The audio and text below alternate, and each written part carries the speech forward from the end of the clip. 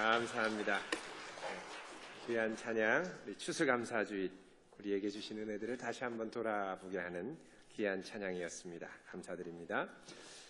오늘 본문 말씀을 중심으로 해서 감사로 빚어가는 공동체, 감사로 세워가는 그리스도의 몸이라는 제목으로 함께 말씀을 나누도록 하겠습니다. 오늘 추수감사주일, 한 주간 지나면서 여러분 어떻게 감사한 일들에 대해서 많이 돌아보셨는지 모르겠습니다. 감사한다라는 거 우리의 삶을 돌아보게 하고 또 꼭 필요하고 해야 할 좋은 일입니다. 근데 일상을 살아가면서 감사하는 게 참 쉽지 않습니다. 첫 번째로는 너무 바쁩니다.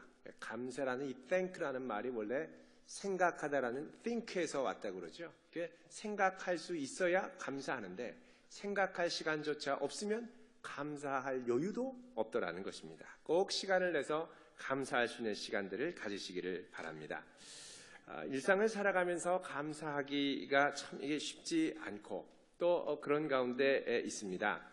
그래서 세상에서는 여러 가지 이유로 감사의 이유를 해야 할, 또 감사가 좋은 이유를 말하면서 우리에게 동기부여를 하고 있습니다. 캐나다의 창의성 전문가이자 베스트셀러 작가로 잘 알려진 이 어니 젤린스키라고 하는 분이 있습니다. 이분이 모르고 사는 즐거움이라는 책에서 밝힌 내용입니다.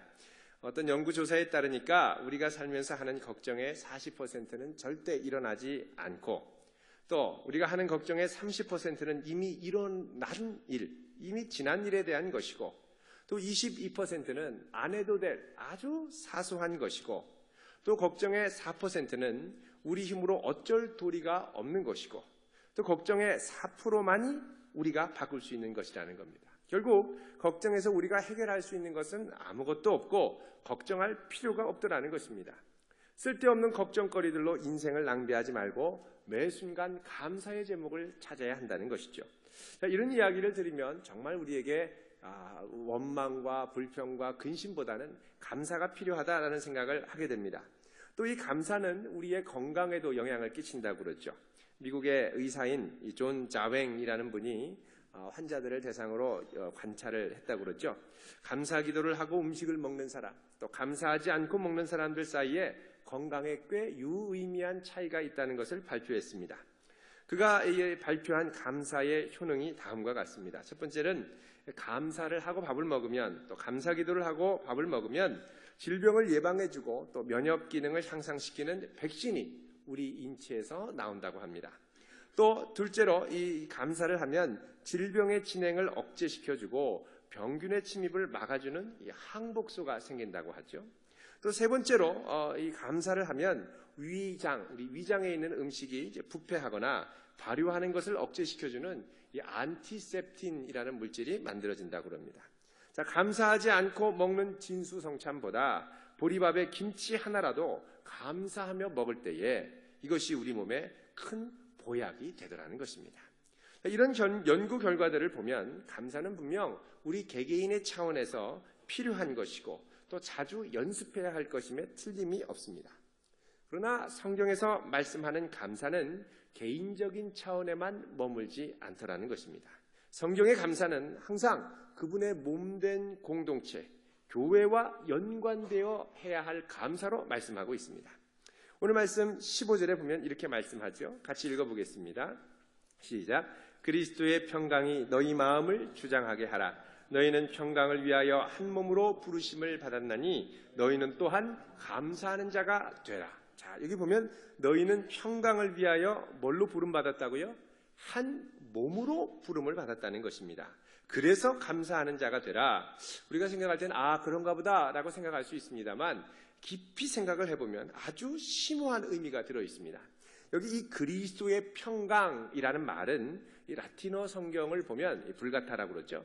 팍스 크리스티라고 되어 있습니다. 팍스 크리스티. 자, 이 팍스 크리스티는 골로새 교회가 처해 있던 이 로마 제국의 통치 상황 아래에 있을 때 매우 민감하고 중요한 단어였습니다.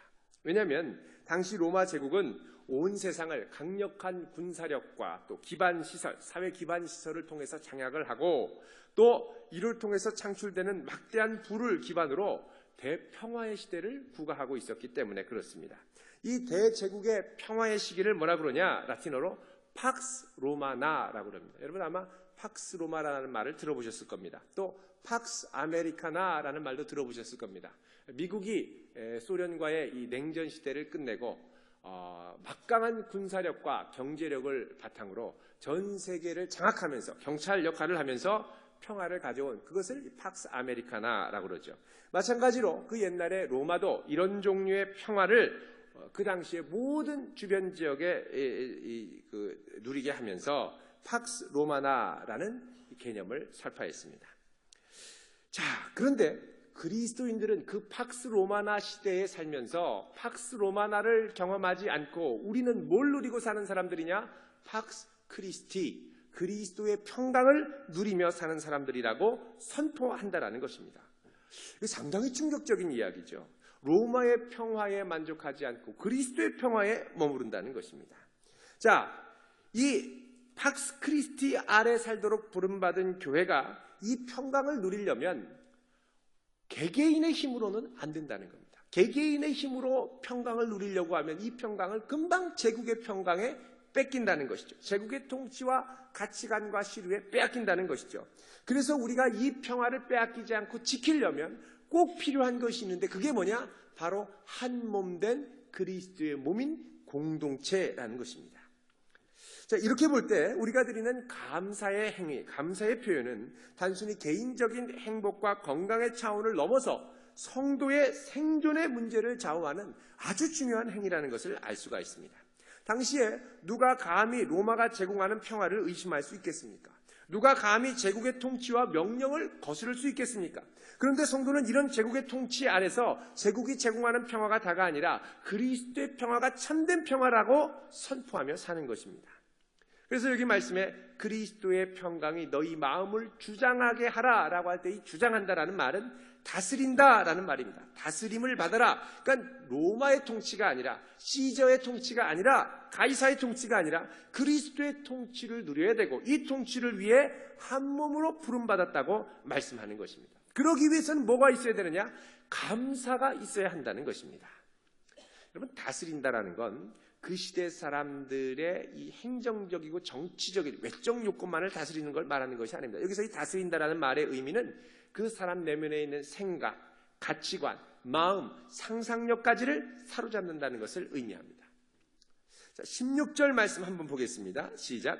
그리스도의 말씀이 너희 속에 풍성히 거하여 모든 지혜로 피차 가르치며 권면하고 시와 찬송과 신령한 노래를 부르며 감사하는 마음으로 하나님을 찬양하고. 자, 여기 보면 너희 속에 그리스도의 말씀이 풍성히 거해야 한다라고 말씀하는데 여기 너희라는 말은 복수입니다. 골로새 교회를 말하는 거죠. 자, 이 골로새 교회 공동체 안에 하나님의 말씀이 풍성히 거해야 하는데 이 풍성히 거함으로 말미암아 어떻게 하느냐? 서로 피차 공동체의 생활을 전제하는 말씀입니다. 이 풍성한 말씀을 통해서 하나님을 감사하는 마음으로 찬양하라고 권면하는 것입니다. 우리 개개인의 감사는 공동체의 감사로 확대되어서 서로 감사로 서로를 지탱해 주지 않으면 능력 있는 감사를 드리기가 어렵습니다. 능력 있는 감사로 발전하기가 어렵습니다. 감사에도 조건적인 약한 감사가 있습니다. 요것만 되면 감사해야지. 근데 그 조건이 바뀌면 감사도 사라지게 돼 있어요. 그런데 능력 있는 감사는 뭐냐? 조건이 사라지고 감사할 수 있는 객관적인 이 여건이 사라져도 여전히 그 감사가 그치지 않고 충만하게 흘러나오는 것이 능력 있는 감사라는 것입니다. 자, 그럼 이 감사는 어떻게 능력 있게 나올 수 있을까요? 이거는 제일 먼저 우리가 누구의 통치 아래 있느냐를 확인할 때 분명해집니다. 여러분, 감사가 통치의 문제라면 누구의 통치를 받을 때 감사함을 고백할 수 있느냐라는 문제랑 연결이 되죠. 오늘 본문 읽은 이 골로새서, 이 골로새 교회는 오늘의 이 터키에 해당하는 지역입니다. 에베소, 터키의 이 서부 연안에 있는 이 도시에서 약 160km 정도 떨어져 있는 로마의 속주 도시인데 이 주전 2세기에 이 로마의 속주로 편입이 돼서 여기가 좀 무역로가 돼서 뭐 상업적으로 또 군사의 요충지로 많은 번영을 누렸었던 곳입니다. 그런데 이 골로새는 당시에 이 로마의 전형적인 도시의 특징을 갖고 있었는데, 로마의 특징인 뭐 아고라 광장, 목욕탕, 원형 경기장, 신전들 이런 것들이 있었고, 곳곳에 뭐가 있었느냐? 로마 황제 가이사의 형상이 도시 곳곳에 새겨져 있었습니다. 심지어는 동전에도 가이사의 동전이 새겨진 것을 쓸 정도로 이 가이사의 통치는 로마 제국 곳곳에 아주 깊숙이 침투해 있었습니다. 자, 로마 제국이 이것을 근거로 평화를 공포했는데, 이 로마는 어떻게 생각했느냐? 우리가 가져오는 이 평화로 새로운 시대가 열리고 신들의 축복이 임했다라고 생각을 했고, 신들의 축복을 가져오는 우리는 누구냐? 바로 하늘의 신들의 대리자다. 그래서 로마 황제를 뭐라고 그랬냐면 신의 아들, Son of God, 하나님의 아들이다 라고 공포를 했습니다.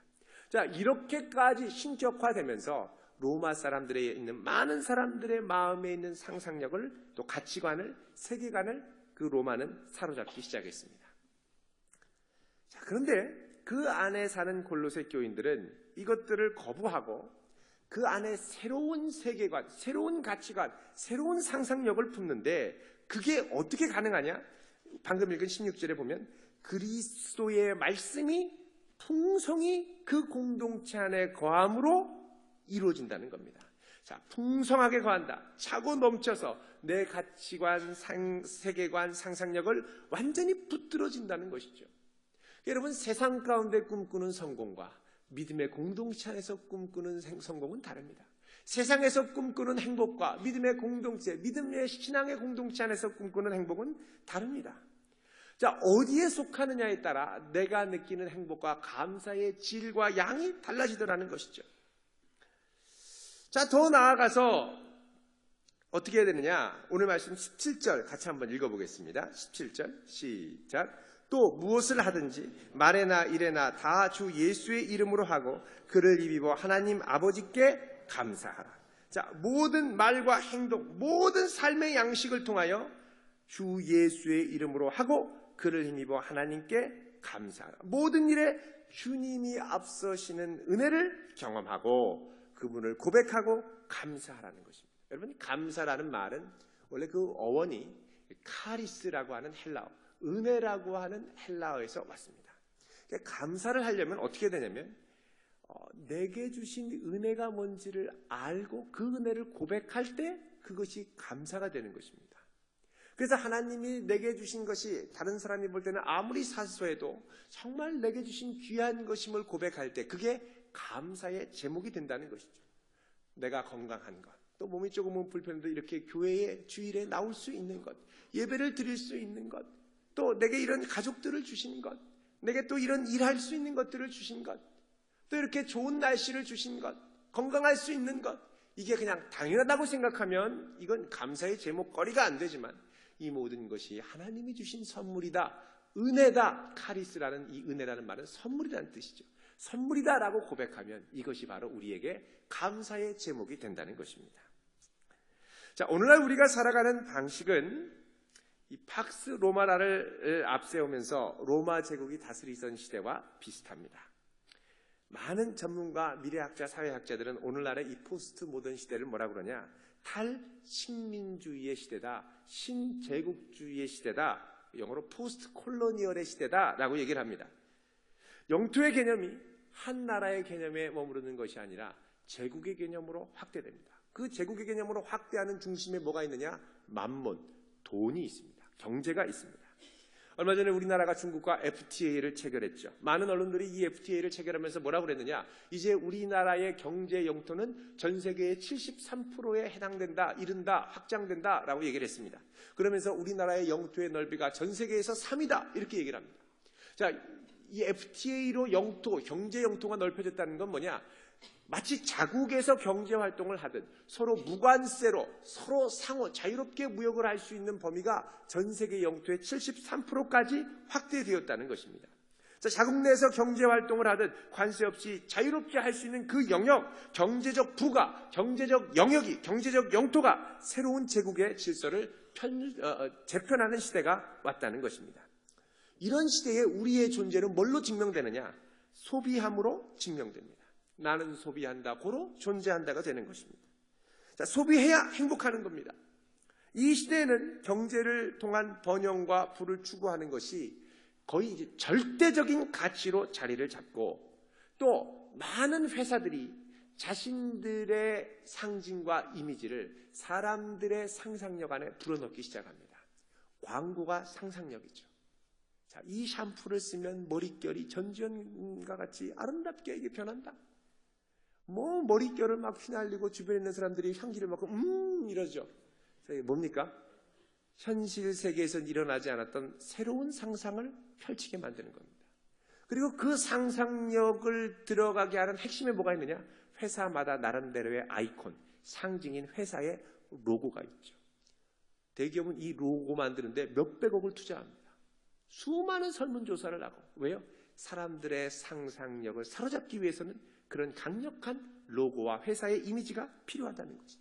디즈니 성에서 뿅 하고 그 성, 이거만 보면 아이들이 눈이 커집니다. 왜 그러죠? 이미 상상력을 사로잡았어요. 자, 상상력을 사로잡고 그들이 꿈꾸는 행복과 가치가 여기 있다라고 자꾸 불러들이는 것이죠. 자, 이런 사회에서 누가 부러워하는 것을 소유하고 소비했느냐는 아주 초미의 관심사가 됩니다. 또 이 다른 사람이 갖고 있지 않은 것, 또 귀한 거 값비싼 것을 소유했다고 할 때 권력도 생깁니다. 전에 이 여성분들 이 백 중에 좋아하는 백, 이 루이비통, 이 똥백이라고 그러죠. 이 백을 갖고 다니는 분들이 많았습니다. 근데 요즘에 이 루이비통의 매출이 급감한다고 그러죠. 지난 2년 매장마다 다릅니다만 최소 30%에서 많게는 40%까지 2년간 급감했다고 합니다. 한동안 이 백의 별명이 3초백이었습니다. 시내 나가면 3초마다 한 번씩 볼 정도로 많은 여성들이 사랑한 백이라는 거죠. 근데 인기가 너무 치솟았는데 이제 너무 흔하다 보니까 사지 않더라는 거예요. 그게 어떻게 하냐? 다 갖고 있지 않은 것들을 소비해야겠다. 그래서 나온 아이디어가 뭐냐? 로고를 없애자는 겁니다. 그래서 요즘에 이 대세, 명품의 대세는 뭐냐? 로고리스 브랜드를 지향한다고 그러죠. 로고가 없는 브랜드, 남들이 뭔가 주목하지 않은 것 같으면서도 되게 희귀한 이런 것들을 소유하는데 관심이 많다라는 거죠. 자, 이런 비교의식, 늘 주변 사람들이 없는 게 뭔가 다 있는 건 싫어하는 이런 비교의식이 우리를 열등감과 우월감의 극단에서 극으로 인도를 합니다. 또 행복과 불행의 극에서 극으로 넘나들게 합니다. 다른 사람들이 갖고 있는 걸 시기하고 질투하고 비방하게 되죠. 자, 이런 제국주의의, 제국의 이 소비주의의 문화 아래서 유일한 평화는 뭐냐? 내가 그거를 손에 어떻게든 넣어야 됩니다. 소유해야 평화로울 수 있어요. 근데 소유하고 나면 이게 좀 있으면 또 그 다음에 신상품이 나오죠. 또 다시 비참해지고 또 다시 새 것을 구해야 임시적인 평화를 누릴 수 있습니다. 그래서 제국이 제공하는 평화는 길어야 1년입니다. 그 다음에 또 다른 게 나와요. 아이폰 5가 나오면 6가 나오고요. 6 나오면 7이 나오게 돼 있습니다. 그 심지어는 이게 제품을 너무 단단하게 만들어서 오래 가면 끝까지 쓰는 사람들이 있으니까 제품을 한 2년 쓰면 망가지게 만들어 버립니다. 제한을 해요.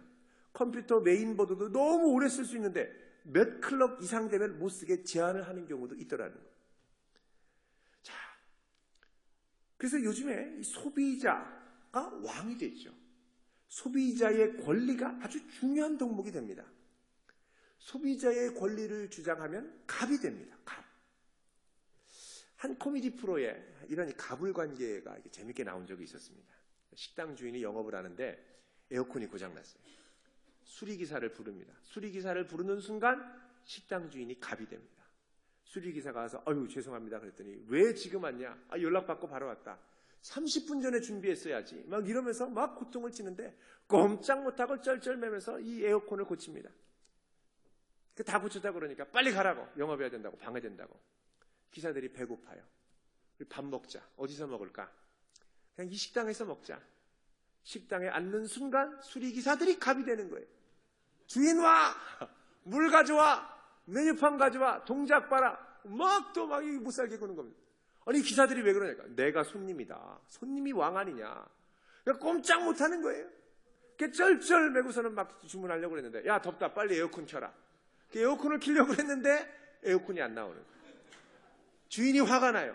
니네들 수리기사가 고쳤다는데 왜 이러냐. 그리고 또 이제 막 뭐라고 하려고 하니까 죄송한데 저 손님 저 리모컨을 좀 주십시오. 리모컨을 딱 뒤에 보니까 배터리가 안 들어간 거예요.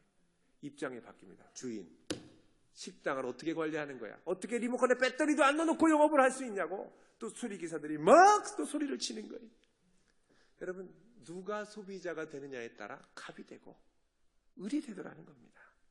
자, 이런 문화에서는 감사를 하기가 어렵습니다. 권리예요. 불평과 불만을 제기하는 건 내 권리예요. 권리니까 어떻게 해요? 당연히 차지해야 할 나의 몫으로 남는 것입니다.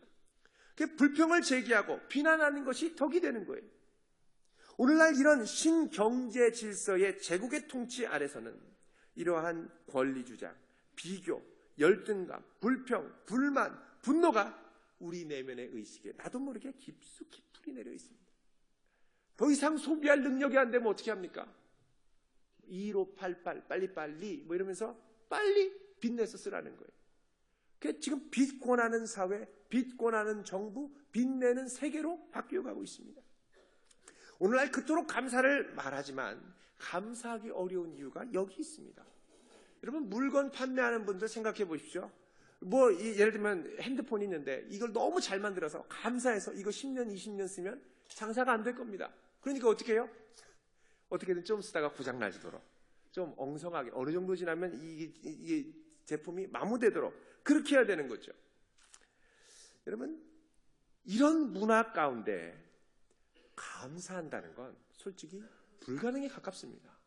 텔레비만 보면 불평불만이 생겨요. 새로운 상상력이 사로잡아요.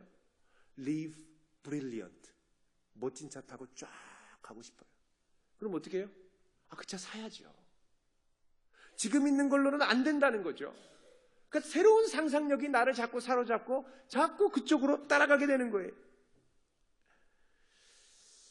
자, 이런 문화에서 어떻게 감사할 수 있습니까? 오늘 골로새서 말씀 한번 보겠습니다. 7절, 3장 7절 읽어보겠습니다. 시작. 너희도 전에 그 가운데 살 때에는 그 가운데서 행하였으나, 그 가운데 똑같이 행했다는 거예요. 8절입니다. 시작. 이제는 너희가 이 모든 것을 벗어버리라. 곧 분함과 노여움과 악의와 비방과 너희 입에 부끄러운 말이다. 자, 제국주의의 통치 아래 살다 보면 너희가 이 모든 것을 벗어버리지 못하면 분노, 노여움, 악의, 비방, 부끄러운 것, 9절에 거짓말을 하면서 살 수밖에 없다는 것입니다. 팍스 크리스티가 아닌 팍스 로마나, 로마의 평화 아래 살다 보면 이것들이 나도 모르게 젖어 살게 된다는 것이죠. 그래서 우리는 이것들을 벗어버려야 되는데 10절입니다. 읽어보겠습니다. 시작. 새 사람을 입었으니 이는 자기를 창조하신 이의 형상을 따라 지식에까지 새롭게 하심을 입은 자니라. 뭐까지요? 지식에까지. 지식은 뭐냐? 우리의 가치관, 상상력, 세계관을 포함하는 통합적인 지식 체계를 의미합니다. 자, 그렇다면 그리스도의 평화와 통치를 받는 성도가 새롭게 해야 할 지식은 뭐냐? 한번 찾아보겠습니다. 히브리서 13장 5절입니다. 뒤에 있는 히브리서 13장 5절, 신약성경 368쪽입니다.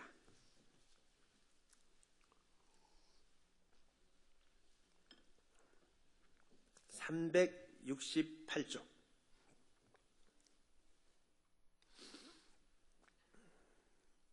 13장 5절 같이 읽어보겠습니다. 시작. 돈을 사랑하지 말고 있는 바를 족한 줄로 알라. 그가 친히 말씀하시기를 내가 결코 너희를 버리지 아니하고 너희를 떠나지 아니하리라 하셨느니라. 아멘. 자, 여기 보면 뭐라 그러냐? 돈을 사랑하지 말고 있는 바를 어떻게 해요? 족한 줄로 알아라. 그러면서 그 뒤에 뭐라 그러냐면, 왜냐하면 그분이 친히 말씀하시기를 내가 과연 너희를 버리지 않고 너희를 떠나지 않을 것이라고 말씀하셨기 때문이라는 겁니다. 자, 성도가 가져야 할 지식이 뭐냐? 하나님이 나를 버리지 않고 떠나지 않고 세상 끝날까지 함께 하시고 붙들어 주신다는 그분의 인재와 능력입니다. 우리는 아직 부족하고 연약해요. 힘듭니다. 그러나 그게 다 끝이 아니라는 거죠. 주님이 여전히 나를 붙들어 주셔야 한다는 겁니다. 붙들어 주실 수 있다는 것입니다. 성도는 재테크에 너무 목숨 걸지 마시길 바랍니다. 재테크는 내가 나의 소유와 나의 모든 먹고 입고 사는 것을 컨트롤하려고 하는 과도한 욕심일 때가 많습니다. 우리의 먹고 사는 것은 주님께서 주관해 주셔야 됩니다. 주께서 참새를 먹이시고 주께서 들풀을 입히시는 것처럼 우리의 인생도 그렇게 입혀주시고 먹여주실 줄 믿으시기 바랍니다. 근데 이게 너무 이거 요즘에는 이게 대세야. 재테크가 대세야. 이거 안 하면은 큰일 나. 그러면 나만 있으면 멍청해지는 것 같아요. 많은 우리나라 국민들이 재테크했다가 망한 분들이 많습니다. 펀드, 주식, 완전히 배반당하고, 그죠? 배반 당했다고 그러니까 말이 좀 이상합니다만 아주 쓴맛을 분들이 부지기수입니다. 그러니까는 우리가 그걸 이게 장려하는 게 이게 좋은 문화인지는 모르겠습니다. 이거 안 하면 다 바보 같다고 그래요. 남들 다 하는데 안 하면 미련한 것 같아요. 불안하죠. 제국이 제공하는 평화와 혜택을 맛보라고 그럽니다. 여러분 절대 불안해하지 마시길 바랍니다. 저축만 잘해도 충분합니다. 아유, 목사님 지금 저금리 시대라는데 1%도 안 되는데 저 5% 준다는데요. 그랬다가 경제가 휘청하면서 쫄딱 망합니다. 5% 불려다가 15% 마이너스, 50% 마이너스 볼 때도 많습니다. 많은 분들이 막 제국이 제공하는 달콤한 상상력에 우와 당신에게 맡깁니다 했다가 망하죠. 자꾸 제국의 거짓 평화의 시스템 안에 속는 겁니다. 이런 제국 분위기 아래서는요. 집도 적절할 때 빨리빨리 갈아타야 됩니다. 신앙도 교회도 우선순위에서 밀려요. 그러니까 이 재테크와 신앙이 딱 부딪히면 대부분의 경우에 이 신앙이 밀려요. 그리스도의 평화를 누리든 말든 그건 다음 문제입니다. 어떤 분은 신앙을 위해 집을 가까이 옮기는데 어떤 분은 집을 위해 신앙을 멀리 옮겨버립니다.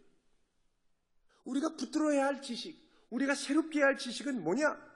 내 길은 내 주님께서 아시고 세상 끝날까지 이 주님께서 붙들어 주시고 인도해 주시고 보호하시고 내 인생의 모든 것을 책임져 주신다는 확신 있는 지식입니다. 주님께 내 모든 것들을 맡길 때 그분이 나를 책임져 주시고 인도해 주실 거라는 거죠. 여러분 이 지식은 너무 신비롭고 오묘해서 불가해해서 우리의 기대와 예측을 종종 뛰어넘습니다. 이거 잘 보여주는 게 뭐냐? 바로 요셉의 고백입니다. 이번 달에 암송 구절이기도 하죠. 여러분 주보 가운데 있는 암송 구절 한번 보시겠습니까? 11월의 암송 말씀입니다. 같이 읽어보겠습니다. 시작. 그런즉 나를 이리로 보낸 이는 당신들이 아니요 하나님이시라. 하나님이 나를 바로에게 아버지로 삼으시고 그 온 집의 주로 삼으시며 애굽 온 땅의 통치자로 삼으셨나이다. 여러분 애굽이 요셉이 애굽에 팔려와서 얼마나 고생했습니까? 감옥에 들어가고 또 이 간통죄로 억울하게 혐의를 입어서 감옥에 들어가지 않았습니까? 이렇게 되면 사실 우리나라 사람 같으면 나의 억울함을 이해해달라 그리고 자살합니다. 자살해요. 정말 비참하죠. 그런데도 요셉이 흔들리지 않을 수 있었던 이유는 뭐냐? 하나님이 내게 주셨던 그 꿈을 이루시고 나를 향한 계획을 갖고 계시고 절대 망하도록 이 자리에 팽개쳐 두시지 않으시고 언젠가 반드시 그분의 뜻을 나를 통해 이루실 거라는 확신이 있었다는 겁니다. 이 확신이 우리에게 있어야 돼요. 야 이거 안 하면은 이거 손해라는데 아니요. 내가 좀 손해보고 내가 미련해서 좀 손해봐도 누가 메꿔주세요? 주님이 메꿔주세요. 어떻게 하는 한 그분께 내 모든 걸 맡기는 한 그분이 책임져 주시는 거죠. 그런데 막 안달복달해가지고 큰일 났다. 이거 안 하면 바보다. 빨리 들어라. 빨리 신청해라.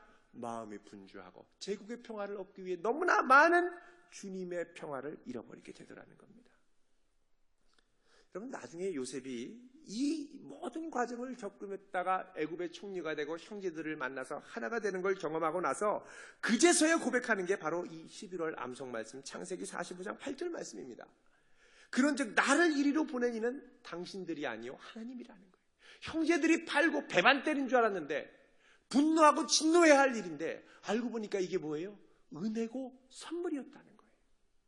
많은 경우 우리의 불평과 분노와 원망은 나중에 돌아볼 때 하나님의 섭리의 관점에서 볼 때는 그것이 은혜요, 선물인 경우가 많습니다. 내가 지금 미련해서 아직 모를 뿐이에요. 시각이, 시선이 짧기 때문에 다 깨닫지 못했을 뿐이라는 것입니다. 여러분, 감사는 하나님의 거대한 이야기와 하나님의 상상력을 신뢰할 때 할 수 있는 것입니다. 성도에게 감사란 무엇입니까? 견딜 수 없는 슬픔 가운데 있을 때도 사랑의 하나님이 우리를 안전하게 지키시는 분이고 신뢰할 만한 분임을 고백하는 것입니다. 힘들고 어려운 때도 우리가 하나님의 이야기 전체를 다 알지 못하지만 지금 이 순간에도 그 이야기는 분명 끝나지 않았고 세상 끝날까지 반드시 그분의 이야기를 나를 통해 이루실 것이라는 확신, 신뢰, 이것이 있을 때 우리에게는 강력한 평강이 자리 잡게 됩니다. 이 감사를 갖고 있는 이들이 서로 모여 격려하고 힘내라. 아직 주의 뜻이 다 이루어지지 않았다. 주께서 너를 위해 큰일을 행하실 걸 나는 믿고 기도하겠다. 격려하며 그분이 주시는 하늘의 감사를 끝까지 유지할 수 있도록 해야 제국의 가치관과 풍조에 휩쓸리지 않고 우리의 감사를 지켜나갈 수 있다는 것입니다. 그래서 개인의 감사를 넘어 공동체가 모일 때는 마치 이 장작불 하나하나가 있으면 꺼지지만 함께 모이면 거대한 불을 일으키는 것처럼 우리의 거대한 감사가 불이 되어 일어나게 해서 이 땅 가운데 하나님의 통치와 능력이 임하는 천국이 이곳에 임하게 되어야 한다는 것입니다. 그러니까 감사를 온전히 흔들리지 않은 강력한 감사를 함께 모여 고백할 수 있을 때 그것이 바로 천국, 하나님의 나라가 임하는 믿음의 공동체가 된다는 것입니다. 이런 면에서 불평과 비난은 공동체에 치명적으로 공동체의 불을 꺼뜨리는 요소가 됩니다. 불평불만은 나 혼자만의 불평불만이 아닙니다. 투덜거리는 말은 공동체 안에서 쉽게 전염이 되고 공동체에 펼쳐지는 하나님의 드라마를 삐걱거리게 만듭니다. 교회와 공동체에 불평불만하기 쉽죠. 왜요? 완벽하지 않죠. 그러나 그 가운데 하나님의 이야기를 신뢰하며 감사할 수 있을 때 우리는 그 공동체를 신뢰하며 믿음의 감사의 공동체를 이루어갈 수 있을 것입니다. 우리의 삶도 그렇습니다. 하나님께서 뜻하신 바가 있겠지. 주께서 끝까지 인도하시겠지. 하나님께서 반드시 이 모든 걸 통하여 합력하여 선을 이루시겠지. 이런 고백으로 나아갈 때 우리의 감사는 세상의 풍조를 이겨낼 수 있는 강력한 감사가 될 줄로 믿습니다. 비교와 질투로 가득한 이 세상 풍조 가운데 휩쓸리지 않는 하늘의 평강을 누릴 수 있는 거룩한 성도 되시길 주의 이름으로 축원드립니다. 기도하겠습니다. 거룩한